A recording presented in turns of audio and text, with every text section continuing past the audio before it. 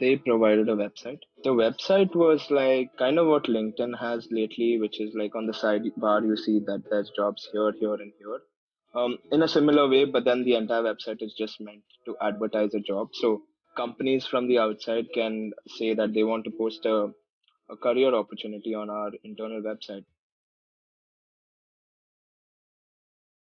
Current job, which is the one I worked at Pure Storage, I directly applied online. And once you get into the industry, you start getting to know people. Like you start getting to know recruiters, you start getting to know people who work at certain places. So it's a little easy to like get hold of people to interview. There was like an online quiz that I had to give first, and it was entirely technical. Following that, because I was like already local in that I was already in the Bay Area when I was interviewing for Pure Storage, they just decided to call me on site for a first round of on site interviews. Again, entirely technical. So I had two technical on site interviews and they decided they liked me. So they decided to call me up for another round of technical interviews, which was, I believe, three more technical questions. And each of them lasts about an hour. So you spend 1 hour with a engineer in the room. You basically need to just have practiced a lot, or maybe you need to be a seasoned engineer who's coded a lot. And you need to start having that mindset of thinking from a coding perspective, like how, given this problem, how do you analyze it? How do you come up with the best solution? How do you iteratively improve your solution?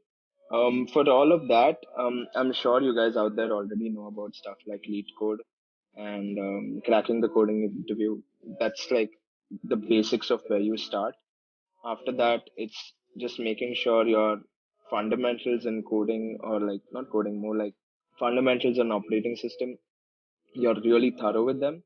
And yeah, you just on the day of the interview, you want to have an uncluttered mind. You need to be fresh, and there's no way you can learn anything before going into the interview and expect to clear it.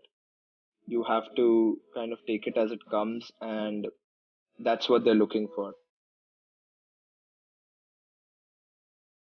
Any candidate that comes in, the company kind of looks for how they can learn a concept, given the concept then and there, or given a problem, how can they come up with a better solution, or what can they think of to make it better. Those are the two big things that Pure looks for, at least. All you need to be able to do is work well with your teammates, be able to explain your questions well to someone else, be able to articulate them so that when it comes to collaborating, there's no confusion, and be clear with your expectations and lay them out to whoever.